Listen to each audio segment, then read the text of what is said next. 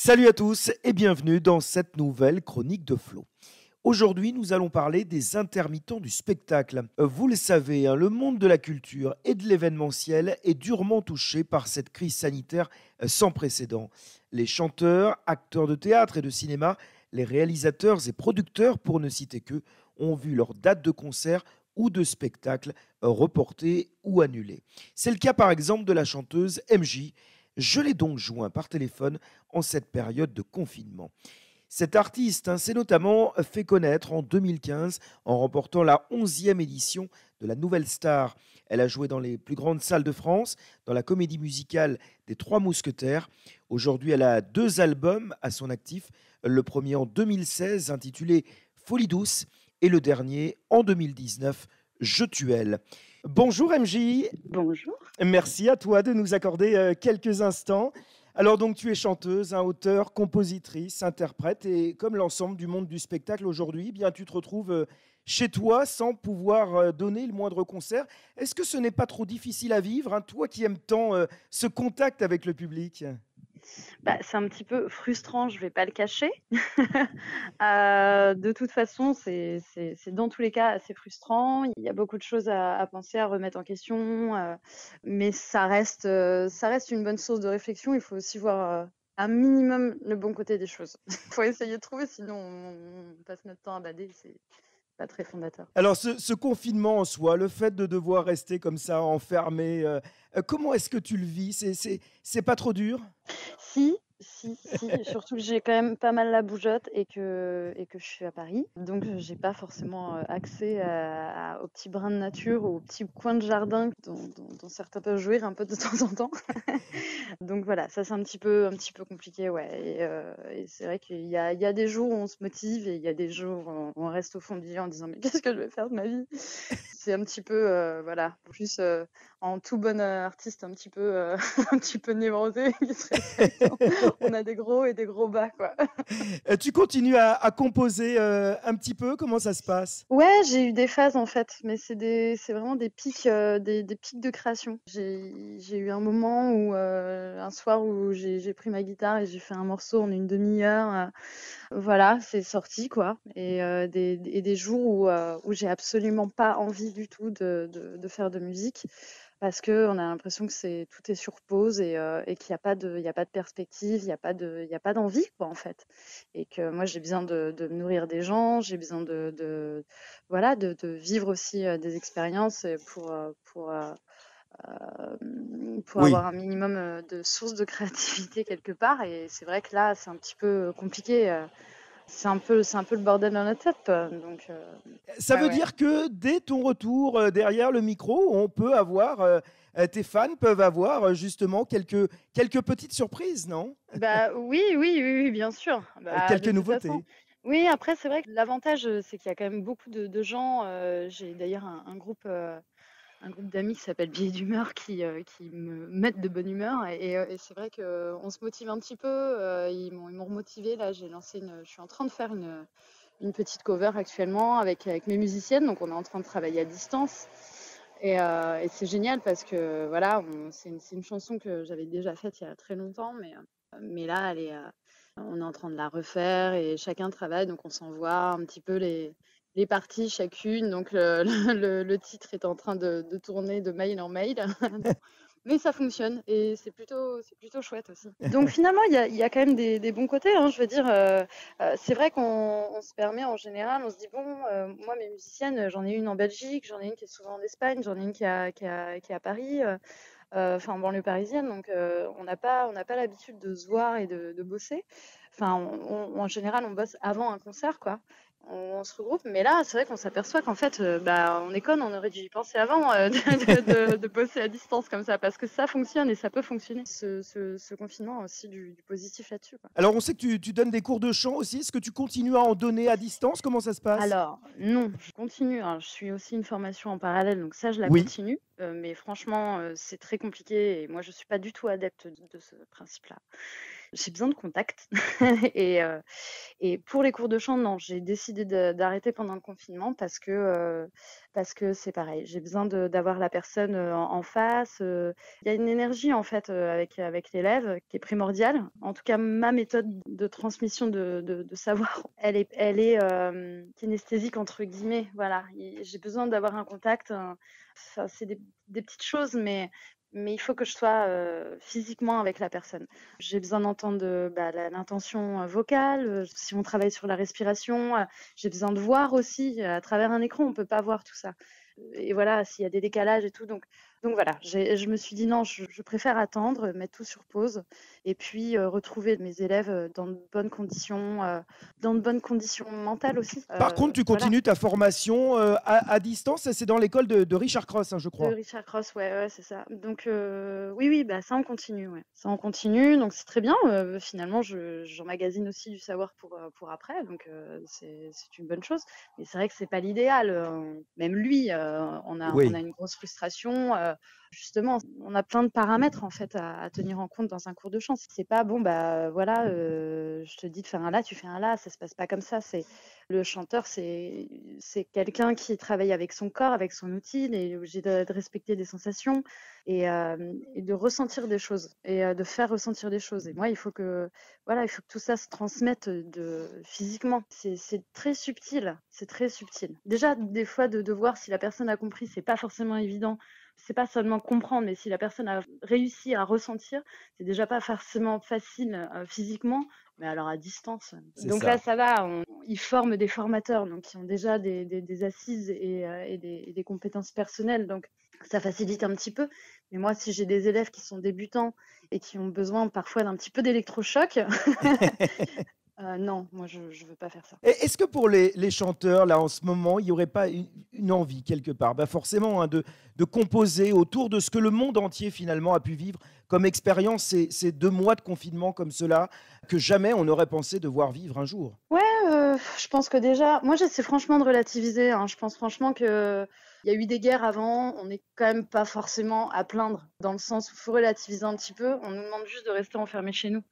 Je veux dire, là, c'est dans une pente descendante. Les hôpitaux arrivent à traiter le problème de mieux en mieux. Enfin, voilà, c'est pas, il y a une envie de créer autour de ça. Moi, j'ai pas fait de live sur Insta Oui, et volontairement, j'ai pas envie d'utiliser cette excuse en oui, gros pour, nourrir les réseaux. J'ai pas envie d'alimenter, que le covid me soit un prétexte pour rentrer en contact avec les gens. Donc oui, moi, bien ça veut sûr. pas dire que je ne trouve pas d'initiative et de choses. Là, je suis en train de réfléchir à faire un concert, mais un concert pour ma communauté, en live, de chez moi. Mais ça resterait quelque chose de privé, d'entre nous. J'ai pas envie de commencer à en mettre partout. Pour moi, c'est pas un prétexte quoi, le covid. Je reste une artiste. Les circonstances actuelles font qu'on peut pas, voir les gens en vrai. Bah, je prends mon mal en patience, j'attends, je réfléchis, je remets en question, je me sers de ce temps pour réfléchir à plein de choses et puis voilà, puis la vie va repartir, donc voilà.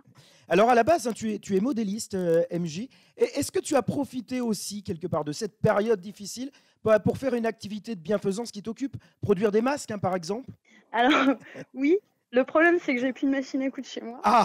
Ça, c'est embêtant. Et j'ai voulu en acheter une, mais j'ai pas pu aller la chercher. Donc j'ai trouvé la machine de mes rêves, qui est trop mignonne, que j'adore. J'ai pas pu encore aller la chercher, enfin, j'attends le D'accord. déconfinement pour aller la chercher. Donc je suis un peu frustrée de pas pouvoir, franchement, je suis dégoûtée. J'aurais vraiment voulu. J'ai aidé quand même un copain à lui envoyer un patronage, pour qu'il fasse des masques, à l'aider à concevoir, parce qu'il n'arrivait pas à concevoir le patron pour le masque. Il voulait voilà, la version avec les plis et tout ça, donc donc je l'ai aidé à faire son patron. Donc voilà, ça a été ma petite contribution, légère, mais c'est pas grave, j'en ferai. En tout cas, ça m'a vraiment remotivée. Donc je me suis dit: «Non, mais là, il faut que». Donc ça y est, je vais avoir une machine à coudre, je vais m'y mettre et je ferai des masques de toute façon plus tard, parce que va falloir quand même en porter encore dans les mois qui viennent. Alors j'imagine, que tu as dû suivre, avec attention, hein, les annonces faites par Emmanuel Macron à Mmh. destination, du monde de la culture. Le chef de l'État qui a décidé de prolonger, hein, le droit des intermittents jusqu'en août 2021. Ouais, Comment est-ce que tu as accueilli, cette annonce? moi j'attends. J'attends en fait. Ah, mon cher président que j'aime tant. J'attends en fait, c'est super, il a retroussé ses manches, il était à la cool pour parler à ces, super artistes. Personnellement, moi j'ai appelé Pôle emploi, il y a 2 semaines pour leur demander si c'était bon, si c'est parce qu'à la base on devait avoir les droits prolongés juste de 2 mois et demi. Donc par rapport moi ma date d'anniversaire, elle était le 13 avril par Eh exemple. oui, tes droits Bah, se terminaient le 13 avril. mes droits se terminaient 13 avril. Donc je devais avoir mes droits, jusqu'à fin mai et en fait, ils m'ont coupé les droits quand même et je suis tombée sur une personne qui m'a dit: «Beh non, bah, vous faites une réclamation, moi je peux rien vous dire de plus». Je lui «Pardon, mais là en fait, je j'ai rien» et d'habitude, c'est Ah vrai oui. qu'on a une période donc pour les gens qui savent pas trop comment ça fonctionne, ils coupent les droits et ils réétudient le dossier. Donc on a une période de carence qui est de 2 à 3 semaines, donc pendant laquelle on touche rien du tout. En général, c'est tous les ans comme ça, hein. Bon, c'est un peu mal foutu, mais c'est comme ça. Les droits des intermittents sont faits de cette manière. On va pas se plaindre, il y a des gens qui ont pas du tout le statut d'intermittent dans d'autres pays. Enfin, on peut se plaindre un peu parce qu'on a eu des bons Français qui aiment bien se plaindre et râler, mais bon, bref. Et en l'occurrence, en général, à cette période-là, moi, je sais que en conséquence de cette période de creux, c'est vrai que c'est une période où j'essaie de faire rentrer un maximum de cachets pour compenser un peu, quoi. Et là, ils m'ont tout coupé et je peux pas faire de cachet, je suis coincée. Enfin, je me retrouve avec, Ah j'ai oui. un peu d'aide à la formation, mais bon, c'est pas 600 balles qui payons un un loyer parisien, quoi. Donc c'est un peu, j'étais très en colère, très en colère parce qu'on me laisse complètement dans le flou. Donc l'annonce de j'imagine, hein, j'ose espérer que ce soit un problème informatique et j'imagine que les gens ne peuvent pas peut-être, Oui, tu espères voilà, que les choses quand même il y a des vont failles pouvoir se régler, et quoi. oui, bien sûr. Alors j'espère que ce sera, vraiment mis en place, mais je pense que, ils ont quand même vraiment mis du temps à réagir un peu. Je veux dire, on a réagi effectivement de fait sur les hôpitaux, et je conçois qu'il y a eu beaucoup de choses à gérer avant les artistes, mais c'est vrai qu'on a été quand même les premiers touchés, mais vraiment les tout premiers, sans compter, bah, les patrons de bar et tout ça. Mais eux, on leur a donné aussi des aides et des solutions assez rapidement, en fait. Nous, Eh oui. on rame et on a dû vraiment gueuler, quoi. Puis là, en plus, quand tu as Pôle emploi qui te dit, «Bon, bah, en fait, voilà, vous avez vos droits, jusqu'à maintenant, c'était prolongé de 2 mois et demi». Super, mais en fait, moi, je peux pas retravailler avant le mois de septembre, là. Et quand il nous dit: «Allez vous occuper, des enfants», Oui, qu'est-ce que tu OK. réponds justement à cela? C'est vrai que c'était, une des idées, hein, qu'il évoquait, hier, que les intermittents puissent Bah, intervenir comme ça auprès des jeunes dans le cadre d'activités, payées par l'État et qui permettraient de réinventer un peu d'autres formes de colonies de vacances quelque part? je trouve que c'est bien qu'il ait proposé quelque chose, dans tous les cas, c'est bien. Enfin, en l'occurrence, il aurait pu ne rien dire. Après, c'est vrai que moi, je suis pas animatrice de base, Mmh. je sais pas trop, ouais, Ah. comment réagir par rapport à ça. Mais c'est vrai, bon, là, il a donné une solution, voilà, qui est pas dénuée de sens, il y a pas de souci, mais ça va concerner certains. Moi, c'est vrai que j'ai des amis, mais eux qui sont, comédiens ou clowns et effectivement, ils se rabattent beaucoup, sur les villes qui sont venues vers eux, qui, justement, vu que enfin les gens ne peuvent pas partir en vacances, effectivement, il y a beaucoup de choses à mettre en place et il y a des choses à faire durant cette période d'adaptation. C'est vrai. Après, je pense que de toute façon, là, il pouvait dire ce qu'il veut, on était tellement en colère. Moi, franchement, je me suis dit: «Mais en fait, mon métier, il est pas essentiel. Je sers à quoi?» Je me suis sentie un petit peu, genre, mais en fait, les à quoi je sers, quoi. Je veux pas dire, que mon ego en a pris un coup, c'est pas mais voilà, j'en viens à douter un petit peu de ma vocation et tout ça et ça m'embête un peu, quoi. Donc là, voilà et ça fait partie des phases un peu de down qu'on a, tous. On va passer mais c'est vrai que bon, on en est venu à se poser des questions un petit peu cruciales sur un petit peu le sens de le sens de notre métier, pourquoi et quand on est dit: «Bah, va faire de l'animation pour les enfants». Super. Et après, je pense qu'il y a des alternatives possibles. J'ai envie de voir le verre à moitié plein et je me dis que, ouais, faire des petits concerts privés, si on peut pas regrouper, 100 personnes ou 200 personnes, bah, ouais, je serais pas contre de faire des petits concerts privés, avec moins de personnes. Moi, j'adore les proximités, j'aime bien les petits concerts et tout ça, donc c'est vrai que moi, dans ma position, ça me pose pas vraiment de problème et je remplis pas encore les stades de France, donc finalement, j'ai Et pas oui. une grosse frustration non plus. Oui, puis tu aimes bien te produire comme ça dans des petites salles, donc c'est vrai que ça pourrait peut-être, se faire pour toi, cet été, par exemple, se produire dans des bars, bon, à condition évidemment qu'ils soient ouverts Ouais, ou, non, pas dans les bars, pas dans les bars. Je ferai quand même, j'ai envie de quelque chose de clos. et dans des petites salles, parisiennes ou ailleurs, hein. Oui, ou même en extérieur, je veux dire, il y a plein d'idées, il y a plein de choses assez originales à mettre en place.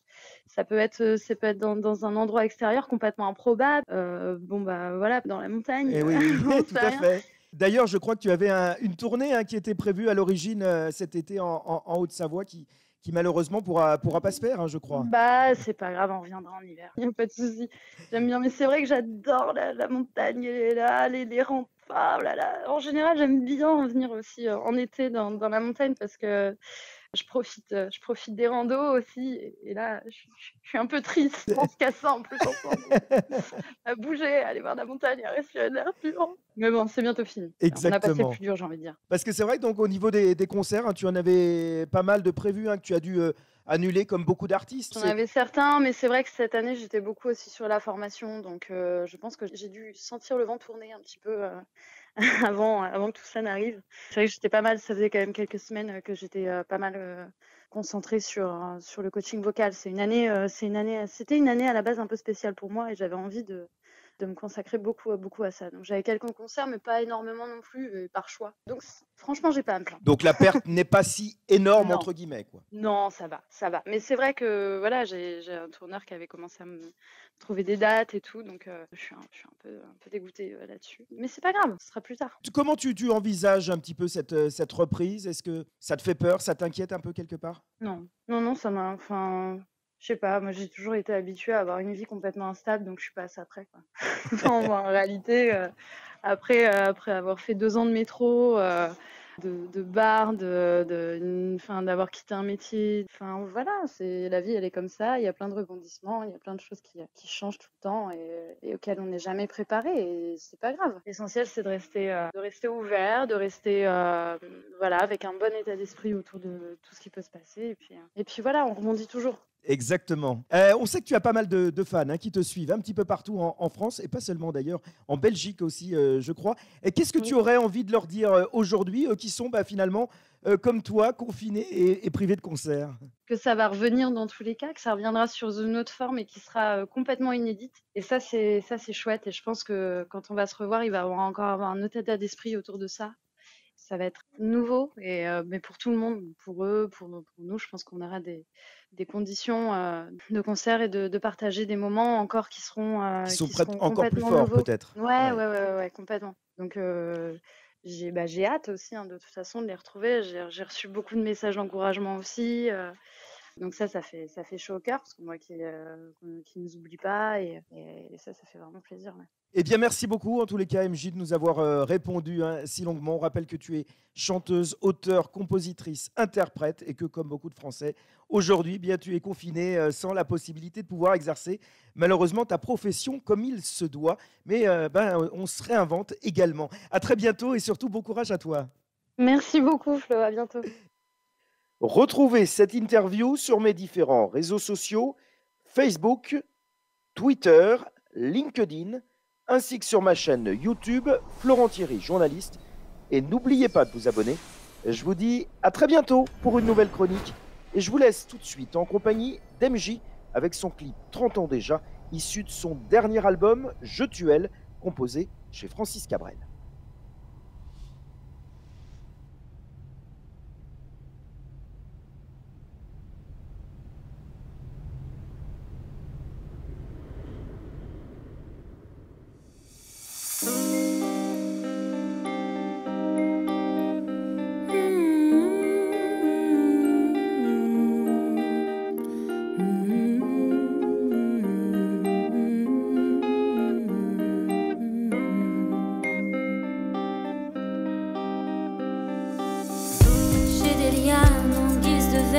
J'ai des bâtons dans les roues, plus le temps d'être à la traîne, robe blanche et moi dessous. 30 ans déjà, mine de rien.